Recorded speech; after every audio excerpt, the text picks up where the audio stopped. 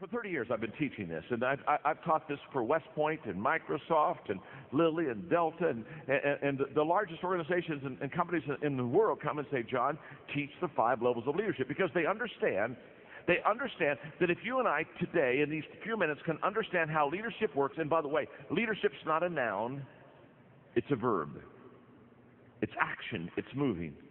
And if we can understand how to go from level 1 to level 2 to level 3 to level 4 to up to level 5 in our leadership, we expand our leadership, we expand our influence, and we expand our effectiveness.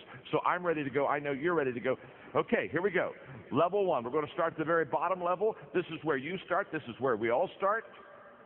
The bottom level is the position level. At level number 1, this is where we all start. We all start with a title. We all start with a job description. We all start with a position. Okay?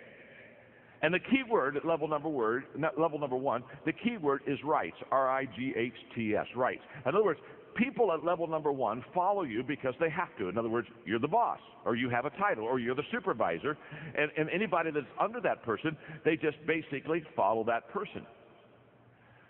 Now, this is the beginning of all of our leadership journey. We get a leadership position. In fact, people will come to me all the time. They'll say, John, I just became a leader last week. And when they tell me they became a leader last week, I know what they meant. They really didn't become a leader last week. What they really did is they got a leadership position last week. And by the way, the position doesn't make you a leader.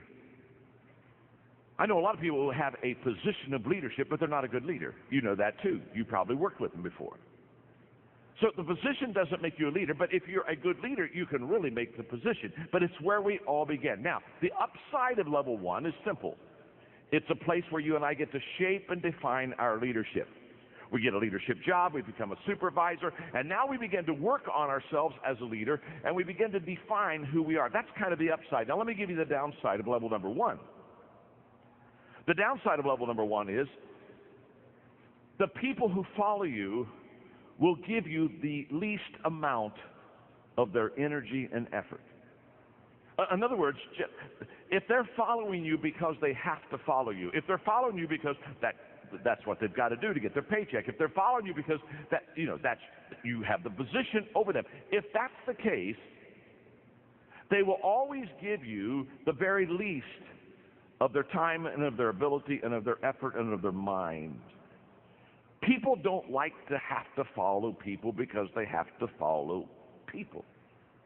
And this is a great mistake that people that have positional leadership make. They think, well, I've got the title, I've got the position, so now everybody will follow me. Well, they're following you, but they're only following you many times if you're not a good leader because they have to. It's the only way that they can get paid.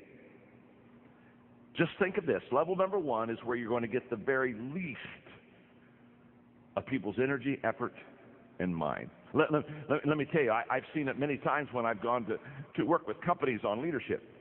You can always tell a level 1 leadership company or a level number 1 leadership culture. You can always tell it because, let's say quitting time is quitting time's at 5 o'clock. In level 1 positional type companies, if quitting time is at 5 o'clock, guess what? At 4:30, everybody is clearing the desk. Oh yeah, they're moving stuff out of the way because it's only 30 minutes until the highlight of their day, and so they're already starting the countdown. So they're clearing their desk because they want nothing to impede their progress when they leave the building. So they've got at 4:30 the desk starts getting cleared. At 4:45 they get away from the desk and they go around and they go to the different cubicles and they're saying their goodbyes.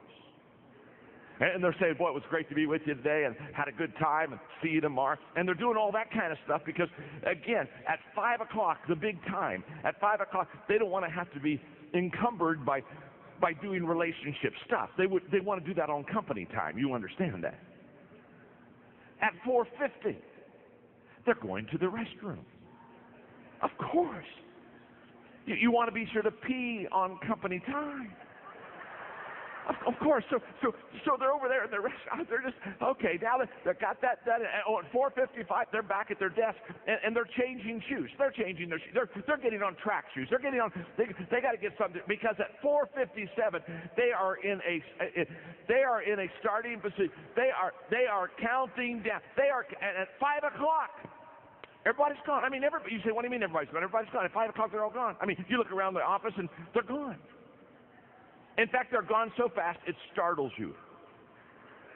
And you run over to the window to look out in the parking lot, and you're totally shocked that all the cars are gone. And you ask yourself, how could people leave a building so fast without a fire drill? Let me explain. In positional companies, when people come and park in the morning, they're very careful how they park. They back their car. Yeah. They back their car in.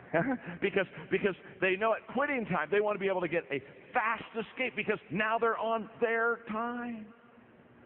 And I can promise you, you show me a positional company, a positional culture. You show me leaders that are positional in their thinking, and I will promise you every time, not all the time, every time, those people will constantly wonder, why am I not getting the best out of my people? Well, you're not getting the best out of your people because the only reason that people are following you is because you got a title. And they're going to give you very little energy. Now, the good news is you don't have to stay at level number 1. You can go to level number 2. So let's go to level number 2 as quickly as we can. The first level is the positional level. The key word there is rights. I get certain rights, so you've got to follow me. Level number 2 is the permission level. And at the permission level, the key word is relationships. And at this level, people now begin to follow you because they want to. Now, there's a world of difference between following somebody because you have to and following somebody because you want to. Now, what happened between levels 1 and 2? Well, what's happened is you've connected with your people. You've not only connected with them, but relationally, they like you and you like them, and you've got to know each other. And so now in this work environment, they're not following you just because you are a supervisor. They're following you because you do have a position. You are a supervisor, but you are a supervisor that people like. And I'm always amazed. Aren't you amazed? I'm always amazed at people that have leadership positions or responsibilities, and they're not likable. Do you know what I mean? They're just not likable. People don't care for them. It's tough being in the people business and not having people like you. It's tough. In fact, sometimes I see them and I just want to sit down with them and say, my name is John and I'm your friend. And I just want you to know, people don't like you. How many, oh come on, let's just have some fun. How many of you have ever had somebody you worked for that you just didn't like? And no, wait, oh, that was close. Let me qualify this for you. Not in your present job situation. You understand? No. I know that is not happening where you are now. You are happy. But how many of you in another job at another time on another planet? Come on. All right, come on. How many of you ever had somebody you had to follow and they just weren't like, let's see the hands. Come on, let's get those hands. Yeah, absolutely. All right, there you go. All right, let me ask the real question. How many of you are seated beside that person right now?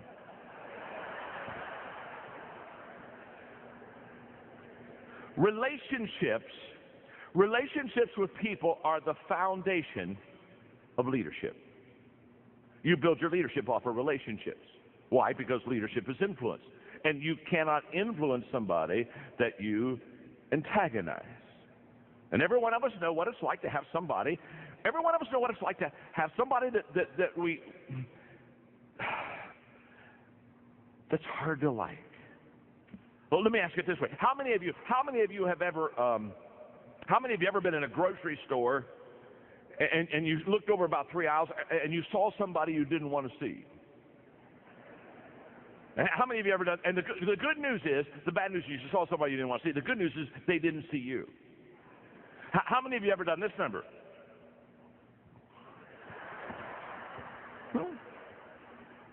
Hid from somebody. Now, on level number 2, what happens is you begin to develop relationship skills. And let me describe the leader on level 2. The leader on level 2, they have 3 things that they do extremely well to be a relational leader. One is they listen well. In fact, they take all of their leadership cues from walking slowly through the crowd and listening. They listen well. Secondly, they observe. They're conscious about where their people are and what their people are doing, and they're constantly observing them. And thirdly, they're learning. They're learning. And then in the process of listening, observing, and learning, they have an attitude of servanthood. They know how to serve. And they not only know how to serve, but they do serve. And they not only do serve, but they love to serve. One of the things that I love about Chick-fil-A, I live in Florida now, and so when I went down there, I began to talk to Chick-fil-A. People said, come on, you got to get a whole bunch of Chick-fil-A's down in my area because I lived in Atlanta and I need my Chick-fil-A fix, and they're starting to come down, and it's wonderful. But can I tell you what I love about Chick-fil-A? They have a servant culture. Level number 2, they got that wired. They've got this relationship stuff wired. It's my pleasure. How can I serve you? It's a mindset. It's a culture. And if you're going to grow as a leader, you have to grow beyond your position, beyond your title. Yes, you have a position. That's level 1. But the second level is relationships and the ability to get along with people. That's level 2. Let's go to level number 3. There's another level higher. The third level is the production level. The key word there is results. And at this level, you're starting to help the bottom line of the company. You're starting to, quote, bring home the bacon. At this level, you become effective as a leader. And you become effective as a leader on level number 3 because you produce.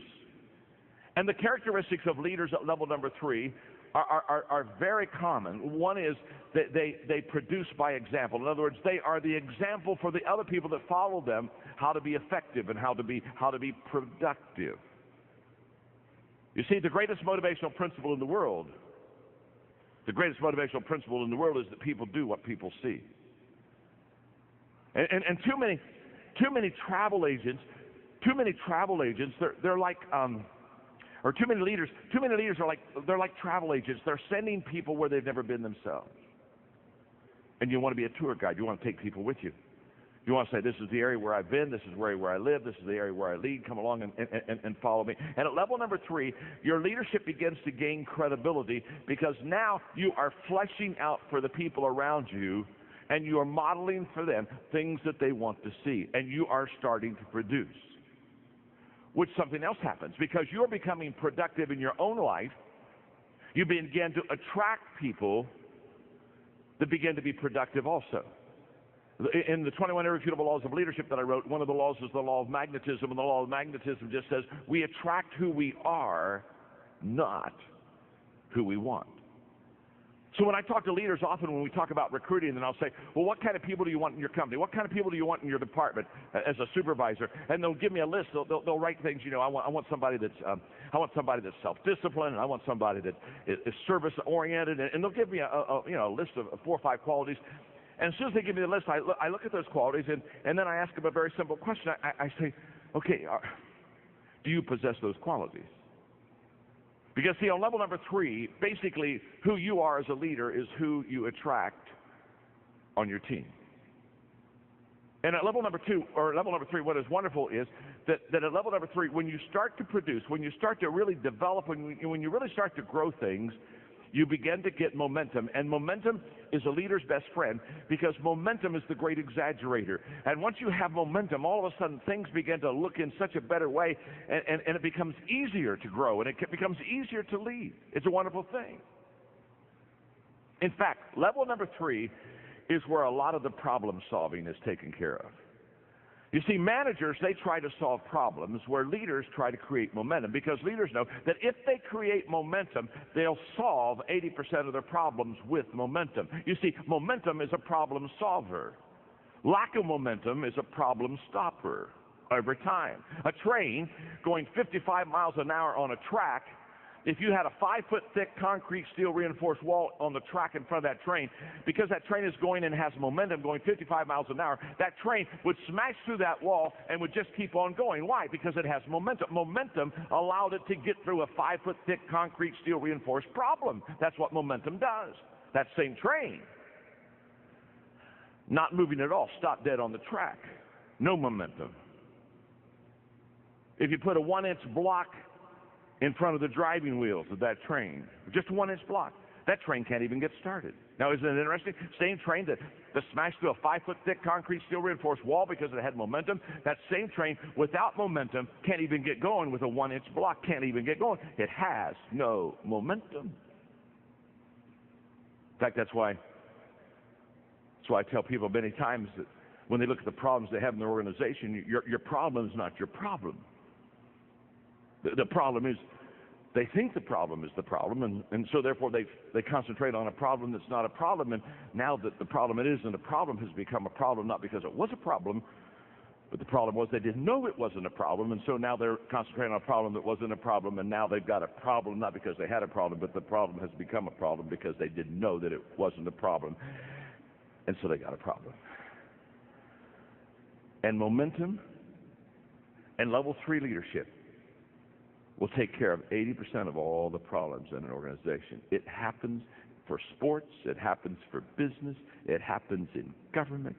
Momentum is a leader's best friend. It happens at level number 3. You got to get to level number 3 to get that mo going.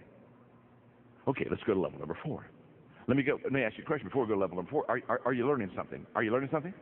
Okay, look at your neighbor and say, I'm learning something. Go ahead and tell them that. Go ahead and tell them that. I'm learning something. Look back at your neighbor and say, not enough yet. You still got 2 levels to go. You're not there yet. You're not there yet. Level number 4 is the people development level. This is what I live for. This is what I strive for. This is what excites me. Something magical happens when you begin to understand the most appreciable asset you have in any organization is the people of that organization. And you begin to commit yourself to developing the people within that organization. Because how do you grow a company? You grow a company by growing people. And when you grow them, they increase their capacity. When they increase their capacity, they begin to increase the capacity of what you can do and what you can accomplish. Let me just share with you quickly 3 thoughts on developing people, just very quickly. Number 1 is the key to developing leaders, and the key to developing good people is in recruitment. The better person you bring in the door, the higher odds you can do well with them. I remember having lunch one time with Lou Holtz, and Lou Holtz said, John, I've had bad players on my football team, and I've had good players on my football team. And he said, just to be honest with you, I'm a better coach with good players. Of course he is. Of course he is. Let me say something. 80% of your success of equipping people to be successful is in the front door on who you bring in. I wish I had time to develop that for you, because what happens is, unless you and I have a clear picture of what we're looking for, we don't know when we see it. Happens all the time. People come to me and say, John, I'm looking for some leaders for my company. What do you suggest? The first question I ask is, what does the leader look like? Give me the characteristics. Give me the qualities. Please, paint a picture for me. What does that leader look like? Because you've got to have that clear picture so that when you see that person, you know that they're one that you want. Recruitment is key. Number 2 is positioning. The ability not only to bring the right person in the front door, but also to put him in the right places. Collins would say, get him on the bus, get him on the right seat. And position is huge. And what I've discovered is that successful people have always positioned themselves well. When you see a successful person, they're successful because what they have done is they've found their strength zone and they've found their niche, and they stay right in that sweet spot, and they just work that sweet spot. You've never heard anybody be in an interview that was successful that you came up and you interviewed and they said, well, the secret of my success is that I've never discovered what I was good at. Or the secret of my success is I've always worked on, I've just worked in my weakness. No, they're always in their strength. They've already discovered what they're good at. Now, successful people have discovered what they're good at. Successful leaders Discover what other people are good at. Successful people position themselves well. Successful leader position the other people well. And at level number 4, that's exactly what happened. The leader is always looking at the people, observing, watching. Just like last week, I went back to my first school. I graduated from Ohio Christian University in a little town in Circleville, Ohio, and it's a little school, and I go back every year, and I give them a day to speak, and they get all the proceeds and keep the money. And so because I grew up in that town, I told one of my friends that played ball with me, Tim, I said, Tim, let the ball players, let the team know, let some of my high school kids know that I'm going to be in town, and let's have a dinner afterwards. And we had over 50 people came together. I hadn't seen many of my high school mates since I graduated from high school, clear back in 1965. And we had a wonderful time. We laughed and talked and told stories for 2 hours. And Coach Neff, our basketball coach, he came back. I hadn't seen him for years. And when I saw him, I thought of myself, and I thought of back in those scrimmages in basketball, because the first scrimmage every year, Coach Neff would take the first team, and he'd say, now I'm going to let you play the second team, but there's one condition. The first team is not going to play their position. And he'd take Doug Roth, who was 6'8", and put him out at point guard. I remember he stuck me one year under center, and he put all the first team players out of position on offense. But he let the second team play in their position. And the second team always beat us in the scrimmage. Why'd they always beat us? Because, and then he would stop and he'd say, let me just explain something to you. No matter how talented you are, if you're out of position, you'll never reach your potential. What was Coach Neff teaching us? He was coaching us, and he was teaching us that it's key to get positionally correct. And it's also, as a leader, key to get your people in the right position. And at level number 4, that's what happens. At level number 4, you recruit well, you position well, and then you equip well.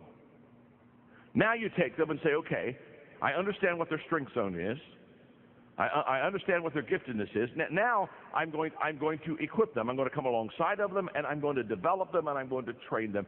And I use a very simple, for many, many years, a simple 5-step equipping process. It really works. Step 1, I do it. It's that simple. You can't teach somebody what you can't do yourself.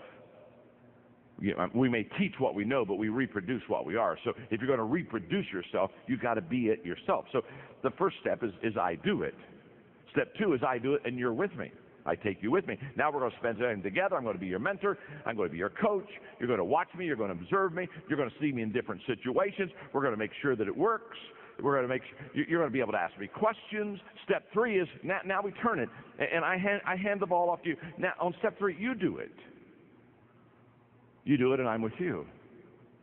Now I'm watching you, and I'm tweaking you, and I'm helping you to get better, and I'm just really fine tuning you. Step 4 is you do it. You just do it. You don't need me anymore. You know how to do it, and you do it, and you do it well. And many times people think that equipping stops at step 4, but it doesn't. There's one more step that's absolutely essential. Step 5 is you do it, and somebody's with you. You've never really trained and equipped somebody until they can multiply themselves. That's where all compounding is. That's where all compounding of time, money, influence, the whole process. Compounding begins when you can train somebody who has trained somebody. I know that well because 14 years ago, I started a nonprofit organization called Equip that is now the largest leadership organization in the world, and we've trained and equipped over 3 million people in 154 countries.